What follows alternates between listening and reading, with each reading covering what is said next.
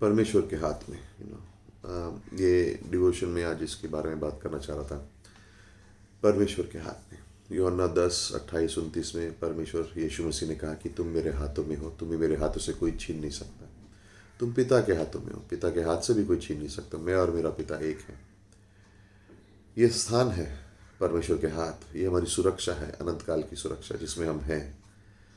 और ये हमारे इटर्नल सिक्योरिटी के बारे में बात हो रही है। मतलब एक बार उद्धार पाया में से खो नहीं सकते। कौन हमें यीशु मसीह के हाथ से निकालेगा? कौन हमें पिता के हाथ से निकालेगा? हमारे पाप हमें नहीं निकाल सकते, हम खुद अपने आप को नहीं निकाल सकते।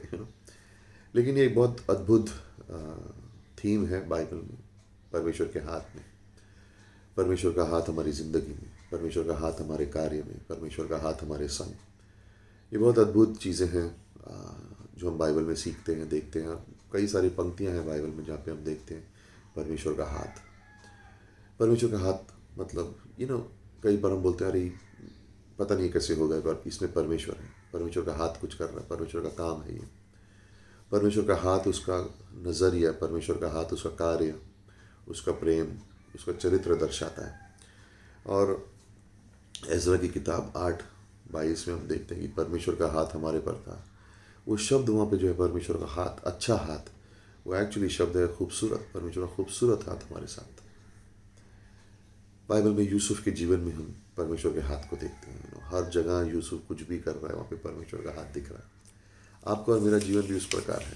हम परमेश्वर के हाथ को देखते हैं। हमारे जीवन में कुछ घटनाएं घटती हैं, बोलते ये कैसे हो गया? परमेश्वर का हाथ हमारे जीवन में काम कर रहा है, परमेश्वर का कार्य हमारे जीवन में चल रहा है।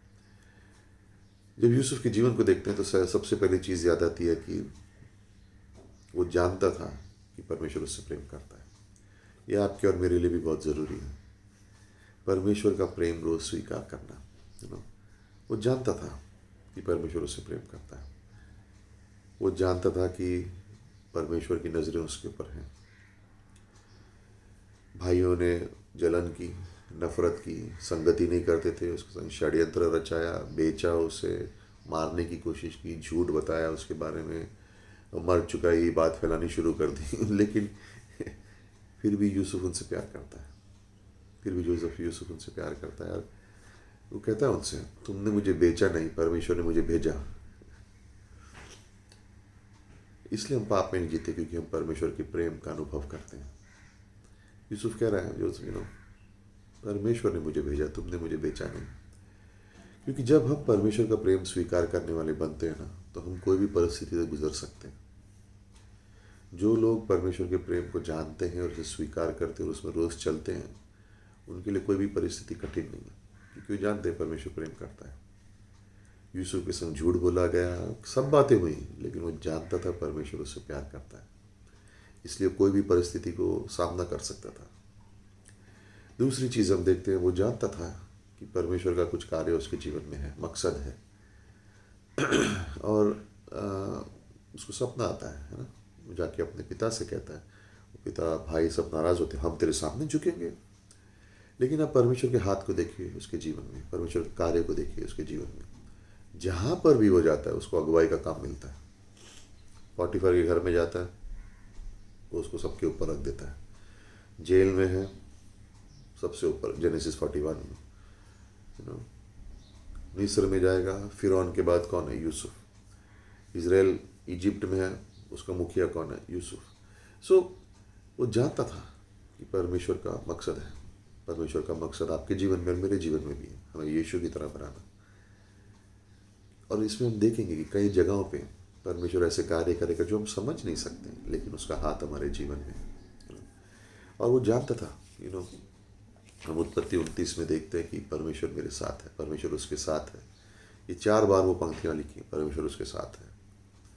तीसरी बात मैं सोच रहा था, परमेश्वर यूसुफ की ओर विश्वास योग्य था। परमेश्वर का हाथ यानी परमेश्वर की विश्वास योग्यता। भजन संहिता 105 17-22 में 93 वर्ष 93 ईयर्स यूसुफ मिस्र में था, और परमेश्वर उसकी ओर विश्वास योग्य था। हर जगह पे उसने परमेश्वर की विश्वास योग्यता देखी। परमेश्वर का हाथ उस पर था, परमेश्वर का हाथ उसके संग था।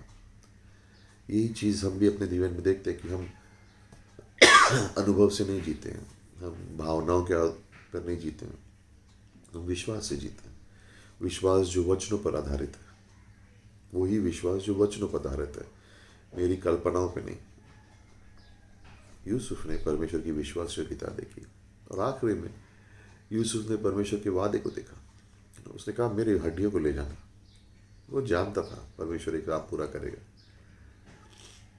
उसने कहा 93 वर्ष वो मेरे संग विश्वासयोग्य ठहरा तो 400 वर्ष तुम्हारे संग भी विश्वासयोग्य ठहरेगा। और हम जानते हैं अनंत काल तक हमारे संग विश्वासयोग्य ठहरेगा। उसकी हड्डियाँ निकली मिस्र से, लाल समुद्र पार किया, यर्दन को पार किया, और इब्रानी में हम देख रहे हैं कि वो पहुंच गया परमेश्वर का हाथ। मैं क्यों कह रहा हूँ इस बात को? हमारे लिए जानना जरूरी है, आपके लिए और मेरे लिए। आज भी परमेश्वर का हाथ आपके और मेरे जीवन में कुछ कार्य कर रहा है। कई बार वो रहस्य है, हम समझ नहीं सकते, लेकिन परमेश्वर का कार्य हमारे जीवन में चल रहा है। उसका हाथ हमारे जीवन में है, कुछ ना कुछ हमारे जीवन में कर रहा है जो हमारी भलाई के लिए, जिससे हम जाने कि वो हमसे प्यार करता है, जिससे हम जाने कि वो इन अ सेंस हमारे लिए एक मकसद है, वो विश्वास योग्य है और अपने वादे हमारे जीवन में पूरे करेगा। इसलिए प्रोत्साहित रहो, हार मत मानो। परिस्थितियां बदल नहीं सकती परमेश्वर के स्वभाव को। आगे बढ़ते रहो। परमेश्वर का हाथ आपके जीवन में है और परमेश्वर का हाथ आपको आगे ले जाएगा। कठिनाइयां रोक नहीं सकती हमें, क्योंकि परमेश्वर का हाथ हमारे संग है। वो हमारा हाथ पकड़े हुए है, और जब हम उसके हाथ में तो हमें उस हाथ से कौन निकाल सकता है। आपका दिन आशीषित हो, और इस सोच को लेकर, इस विचार को लेकर, परमेश्वर का हाथ, कोई भी परिस्थिति का सामना आप कर रहे हो, उस परिस्थिति को बोलो मैं परमेश्वर के हाथों में हूँ, परमेश्वर का हाथ मुझ पर है और मैं परमेश्वर के हाथों के संग चल रहा हूँ। आमीन।